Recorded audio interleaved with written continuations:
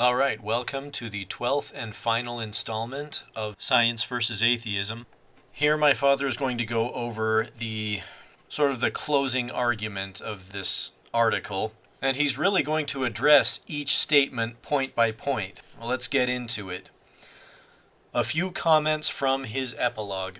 Quote, "Creation science is a contradiction in terms. A central tenet of modern science is methodological naturalism."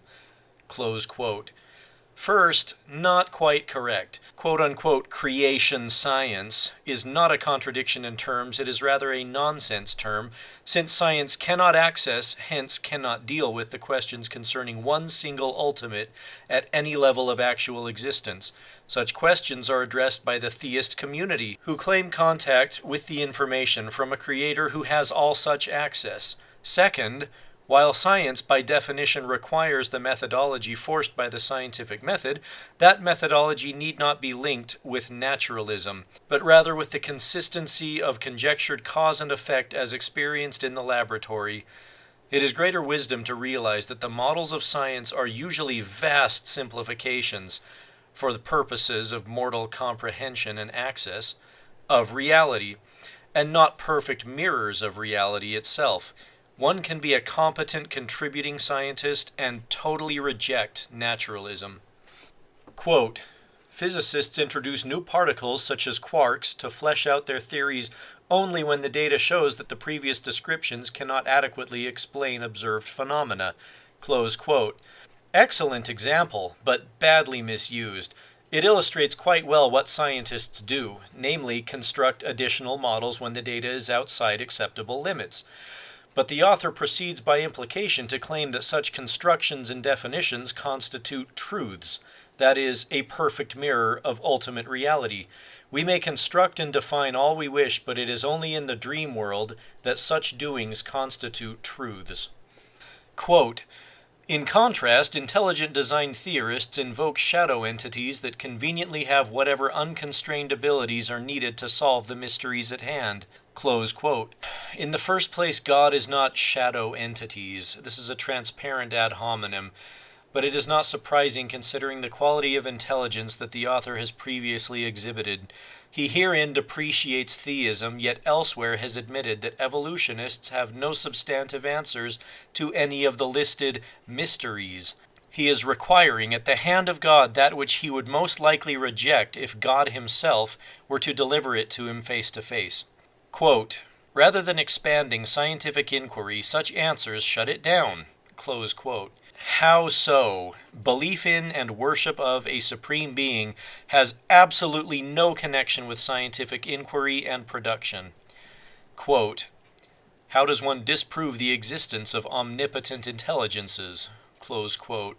Answer, not possible. Live with it being not possible. It is well outside mortal access. Quote, "Intelligent design offers few answers. For instance, list." Close quote. Well, in the first place, it does not offer just a few, but manifold answers, but not the answers the author wants, nor to the questions he wants to consider and deal with in the real world, rather than the dream world. Quote, "Proponents of intelligent design theory frequently decline to be pinned down on these points." Close quote. Response, well, the evolutionists likewise so evade. Why? Answer, the information required is inaccessible to all. Quote, "They do not even make real attempts to reconcile their disparate ideas about intelligent design." Close quote. Response, neither do the evolutionists who require of others that which they cannot produce themselves. Quote, "Instead, they pursue argument by exclusion." Close quote. And just what are the evolutionists doing? Quote, "That is, they belittle evolutionary explanations as far-fetched and incomplete." Close quote. Which is what either and any explanation may be called. Also, and just what is Mr. Rennie doing in this article? Quote, "And then imply that only design-based alternatives remain." Close quote. And this is also exactly what Mr. Rennie is doing for the evolutionist point of view. Quote, "Logically, this is misleading. Even if one naturalistic explanation is flawed, it does not mean that they all are." Close quote. Newsflash for Mr. Rennie, they are all not only flawed, but non-scientific as pertains to being subject to the scientific method. Naturalism is a facet of atheism, not true science. It is inexcusable to try and link them as one and the same. Quote, moreover, it does not make one intelligent design theory more reasonable than another, close quote. Nor do the variant evolutionist positions make any one more reasonable than another. An important point, the criteria of being quote-unquote reasonable is dangerous because reality often tends to be beyond what mortals consider as reasonable. And when we encounter new things, we are often forced to change our view as to what is reasonable. What may be reasonable to one is not necessarily reasonable to another. In this context, it is a subjective criteria. Quote, listeners are essentially left to fill in the blanks for themselves, and some will undoubtedly do so by filling in their religious beliefs for scientific ideas. Close quote. Such is also the case of the macroevolutionary explanation, which, as discussed throughout this discourse, is not science, but in reality anti-theistic religion. The implication that theists alone do this filling in and substituting is a blatant case of the accuser being more guilty than the accused. Of course this filling in and substituting are done. It is part and parcel of who and what we are. It is not good or bad, it just is. But it is not science in any case, and it doesn't need to be. Just realize what is being done and don't deceive yourselves as the evolutionists do. Quote, time and again science has shown that methodological naturalism can push back ignorance. Close quote. Well, in the first place, science does not show anything. It is people that show. And in the second place, methodological naturalism seems not to have done too much for the evolutionists as far as pushing back ignorance, as noted frequently in the foregoing. Also, as noted previously, naturalism is not a part of science, but is within the religion of the secular humanist movement. Quote, finding increasingly detailed and informative answers to mysteries that once seemed impenetrable, the nature of light, the cause of disease, how the brain works. Close quote. Again, the religion of naturalism has done no such thing. Moreover, we still do not know the nature of light. We perceive aspects of its character, but light itself is still beyond access. The same is so of these and all other real-world phenomena. Scientific theories are but our approximators to the inaccessible real world at the fundamental level, and do not constitute the truths of existence. Quote, evolution is doing the same with the riddle of how the living world took shape. Close quote. Well, I'm afraid not. As discussed, this and all other such claims by Mr. Rennie are nothing more than fairy tales of the secular humanist religion, and the included claims are, as discussed in the previous, completely untenable in all aspects. These are fantasies from their dream world, and not only are not, but cannot be justified from the platform of true science, nor correct logic and reason. That which they claim to have accessed is, in reality, inaccessible to mortals and the limitations that ensue to this condition. Quote, creationism by any name has added nothing of intellectual value to the effort. Close quote. Yeah, don't bet the farm on that. Creationism has provided an anchor and a fulcrum. At times it has been misrepresented, both internally by overzealousness and externally by the likes of Mr. Rennie. But it provides a social and cultural compass for the traveler through the nonsense exemplified by Mr. Rennie and others as uninformed and misinforming as he. It is unfortunate that this response was even called for. If only the anti-theist secular humanist adherents were responsible and competent, or would keep their religious views within the context and limitations of religion, understand what constitutes true science and correct logic and reason, differentiate between philosophical conjecture and science, refrain from fallacies of reason and logic and conjecture, then we would all be more at peace and have greater consideration one for another. When one considers true science and observes the results it has produced in raising our standard of living from what it was 200 years ago until now, one cannot but be amazed. The quality of life, the ease of movement and communication, health and nutrition, the arts and music, leisure time and literature, all this and more because of that which we have acquired by application of trial and retrial and continued application of the scientific method. And how much of this have we obtained from physics, from chemistry, from biology, from medicine, from engineering, and each of the other true sciences? Almost all of it. And how much of it have we obtained from the secular humanist position on evolution and the nature and origin of life? Absolutely nothing. They feign claim to be science, yet this discipline has contributed zero, zilch, nada, nothing to feeding the hungry, providing jobs that contribute to the wealth of the economy, raising the standard of living for mankind, nothing to bringing peace and hope to the heart of anyone, nothing. Only a resignation to the claimed nothingness of their philosophy. There is no hope or peace in secular humanism. Any satisfaction felt must be contrived, since it is not innate therein. Compare their bleak picture to that pictured by the creationists, and the contrast is stark. To call macroevolution science is not only dishonest, it is even worse. It is a cruel travesty whose bottom line is only despair and hopelessness. It reduces mankind to the level of the animal. It denies responsibility, since their view is that mankind is nothing more than an extremely complex chemical bundle, thus is subject only to the resulting actions and interactions thereof.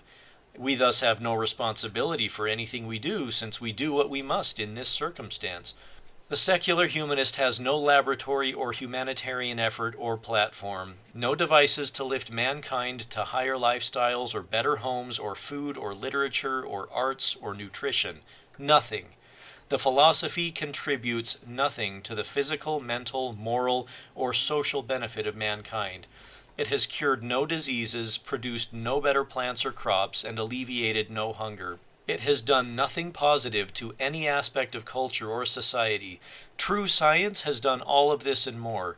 The religion of secular humanism is truly and totally dispensable.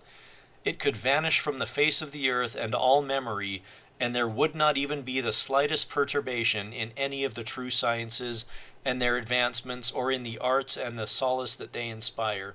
If it were truly a science, there would be a void left by its parting, but there would be no void, since it is not a true science. Can the conjectures of organic evolution be controlled? No. Can they be observed in process? No. Can they be objectively evaluated? No. Can they be repeated? No. Can they be objectively tested in any way? No. There is nothing in the subject that even comes close to satisfying any, much less all, the requirements of a primary science, let alone a secondary or a tertiary science, that its proponents claim for it. All its theorizing, explanation, and conjecturing are after the fact and ad hoc in nature and substance, and based on extremely minute and fragmented physical items. And all this in the presence of their hidden agenda. Secular humanism and organic evolution are truly impostors of the first magnitude, whose fallacious claims are based on false logic and false science. So why are its proponents so rabid and dishonest in their quest for its dissemination? Only they can say. Caveat emptor. John 8:32. Know the truth, and the truth shall make you free.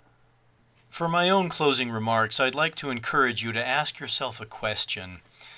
If you believe that macroevolution actually happened, go back in your mind and ask yourself why you believe it. Is it because somebody you respect told you it's true? Maybe you read it in a textbook? Did anybody actually show you anything substantial? Anything you can subject to the scientific method? Or did somebody just tell you a cool story that logically concludes with modern mankind, like the ancient Greeks used to do, to explain their mysteries? If so, where's your skepticism? It is, after all, impossible to prove. Interpretation of evidence is always subjective in science. Is it the popularity of the opinion that makes you so sure that it happened? I'd wager that you believe it because you've been told to. You've been told that it's science. You've been told that if you don't believe it, then you're stupid. Did you ever notice that macroevolution has no scientific foundation, but maybe you were too afraid of what your peers might say when you point out the obvious? I suspect that we have yet another case of the emperor's new clothes. Everybody thinks macroevolution is clearly scientific or the obvious explanation for no reason other than the fact that everybody else is saying the same thing. And here my father is the child with the sense to point out the obvious fact that there are no clothes. There is no science to support this philosophy. The macroevolutionist will claim that their philosophy cannot be disproven and that it is above being questioned.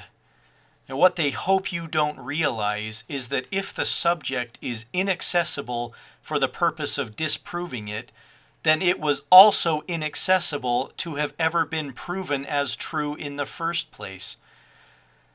Let me see if I can open your eyes a bit.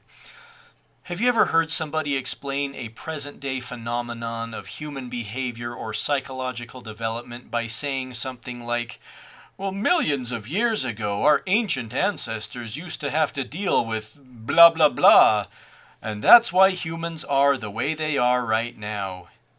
Rest assured, 100% of these statements are scientifically untenable. For example, I remember some marine biologist claiming that over millions of years, whales developed the ability to communicate with noises. If he understood science better, he would have merely said, "It appears to us as though whales possess the ability to communicate." And that's it. The part about millions of years of evolution was an utterly superfluous, pointless, unjustifiable statement. You can completely excise such explanations from your discourse. They are ad hoc, shallow, pointless, and based on nothing substantial. Get rid of such explanations. They contribute to the watering down of true science. Recently, I heard Jordan Peterson describing neo-Marxism as a vapid and shallow philosophy which takes about a half hour to learn, but is then used to explain everything. Well, guess what? The exact same can be said of the entire theory of macroevolution. Dr. Peterson might not appreciate me making this analogy since I've heard him express belief in macroevolution. Nevertheless, the comparison stands. It might not be as detrimental to society as what's going on with university campuses lately, but what it does do is diminish the precision of actual science, waters it down, dumbs it down. And I suspect this is allowed to continue so that people who invent the evolutionary tales don't get their feelings hurt. As my father said toward the end of his discourse here, such philosophies could vanish overnight, and it would make no difference whatsoever in our scientific progress. In fact, if I may indulge my own ad hoc assumptions, I think it would probably accelerate our progress to get rid of those philosophies, once people are no longer distracted by these stories, and they understand that you can't just make something up and call it science just because you think it makes sense. Anyway, I'll conclude by pointing out that just like theism, atheism is also completely unnecessary to scientific progress. Did you know that the scientist who invented the television was a lifelong and devout Mormon? His faith was not a hindrance to his intelligence nor to his ability to employ the scientific method. To religious people within the sound of my voice, you have nothing to fear from science or education. The notion that science and religion are mutually exclusive is a blatant falsehood perpetuated by people of dubious intelligence. Learn all that you can. Knowledge and education make life a much more colorful experience. Learn to empathize with atheists. Their non-scientific beliefs are just as faith-based as your non-scientific beliefs. Most of them simply haven't yet come to terms with that fact. And their love of science should be no greater than yours. Atheists do not endanger your beliefs. It's okay to be friends with them. Some of my best friends are atheists. Some of my favorite YouTube personalities are atheists. Wonderful people. In fact, there was a time when I was putting my father's words to the test when it comes to atheist rhetoric. And I did this by listening to a multitude of atheists on YouTube to see if their sentiments toward religion and claims about science were really so easy to dismantle. A spoiler, by the way, their arguments are child's play to dismantle when you understand what my father has presented here. But on the other hand, I found a host of highly intelligent individuals who don't really spend much time attacking theism as a rule anymore. There are much worse problems to address today, and I found myself agreeing with the majority of what they have to say. And now that this project is concluded, I'm trying to decide what I should do with this channel. Should I just disappear and leave it at that? Should I make videos addressing pseudoscience where I find it? This discourse is really the tip of the iceberg as far as what there is to say. In any case, thank you for listening.